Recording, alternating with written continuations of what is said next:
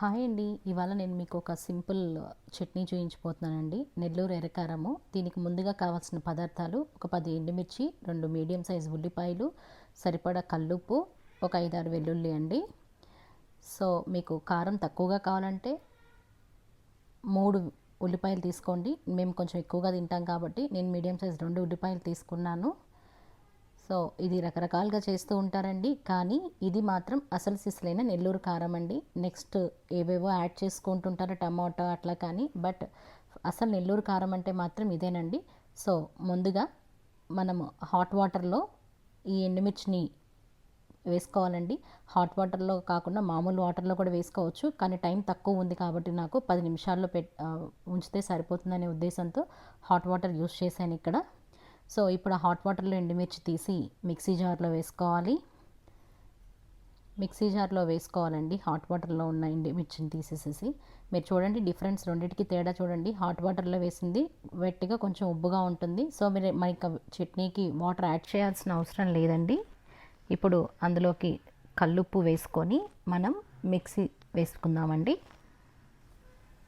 So ఇప్పుడు కల్లుప్పు వేసి అది మిక్సీ పట్టాలండి. మెత్తగా గ్రైండ్ చేయాలి ఎండుమిర్చి మాత్రము.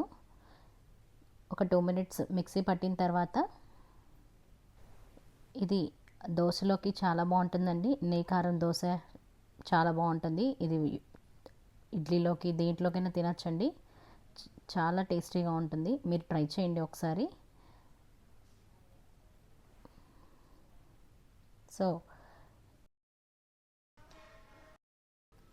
సో ఇప్పుడు మిక్సీ పట్టాం కదండి ఎండుమిర్చిని. ఇప్పుడు అందులోకి మనం ముందుగా కట్ చేసి పెట్టుకున్న ఆనియన్స్, అలాగే వెల్లుల్లి యాడ్ చేసుకొని గ్రైండ్ చేసుకోవాలండి. ఇది మరీ మెత్తగా గ్రైండ్ చేయకూడదు, అలా అని కోర్స్గా గ్రైండ్ చేయకూడదండి. మీడియంగా గ్రైండ్ చేసుకోవాలి. అప్పుడే ఇది ఆ టెక్స్చర్ చూడటానికి బాగుంటుంది, టేస్ట్ తినడానికి కూడా చాలా టేస్టీగా ఉంటుంది.